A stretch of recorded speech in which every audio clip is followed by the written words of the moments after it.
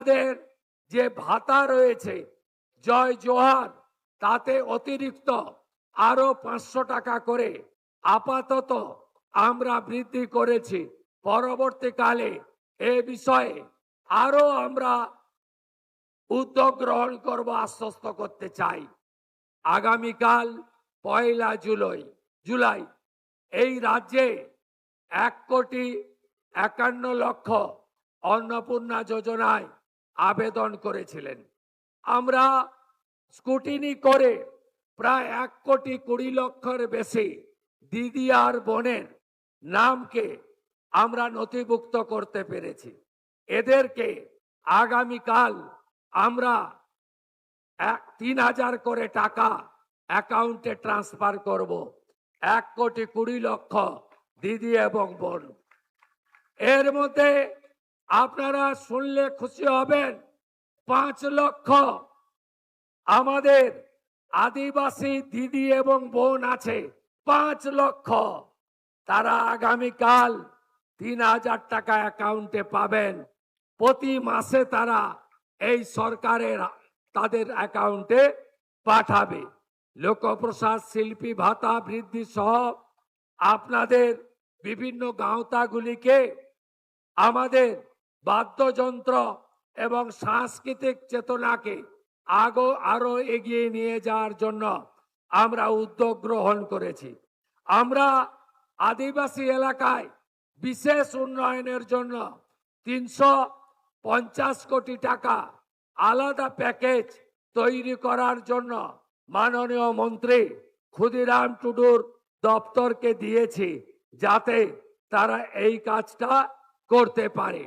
আমাদের আদিবাসী হোস্টেলগুলোতে যে ছাত্রছাত্রীরা থাকেন তাদের খাদ্য ভাতা 1800 টাকা বাড়িয়ে আমরা আগস্ট মাস থেকে আমরা 3,300 টাকা করে তাদের খাদ্য ভাতা করব।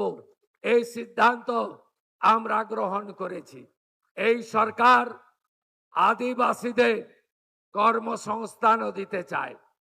এই সরকার আদিবাসীদের যে সংরক্ষণ রয়েছে, বিগত সরকার আপনাদেরকে সংরক্ষণ দেয়নি, কেড়ে নিয়েছিল অধিকার। কারণ তারা পার্মানেন্ট চাকরি দিত না, কন্ট্রাকচুয়াল চাকরি দিত। আপনারা তাকিয়ে দেখবেন, যত কন্ট্রাকচুয়াল চাকরি দিয়েছে সেখানে শিডিউল কাস্ট এবং শিডিউল ট্রাইবের সংরক্ষণ নীতি মানা হয়নি।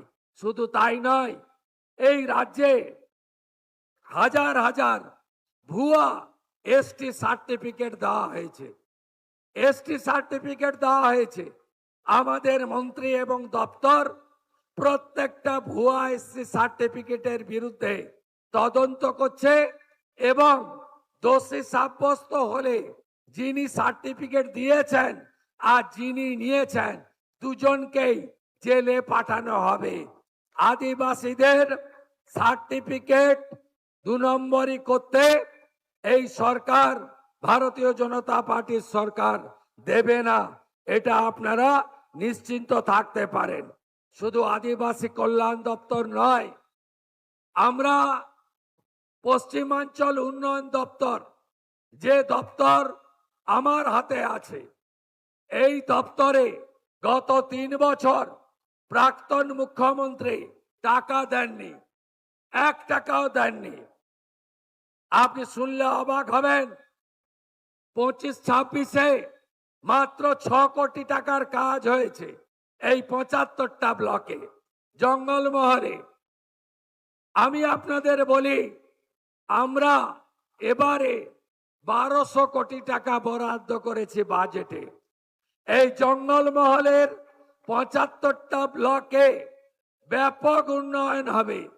স্বাস্থ্য কেন্দ্র সাজাবো, জল পৌঁছে দেব, কমিউনিটি হল বানাবো এবং ভাতা প্রদান করা এবং আদিবাসী এলাকাতে যাতে আমরা আবাস, শৌচালয়, প্রধানমন্ত্রী সূর্য ঘরের সোলার প্লেটের আলো এবং জল জীবন মিশনে আমরা পানীয় জল দিতে পারি, তার ব্যবস্থাও করছি।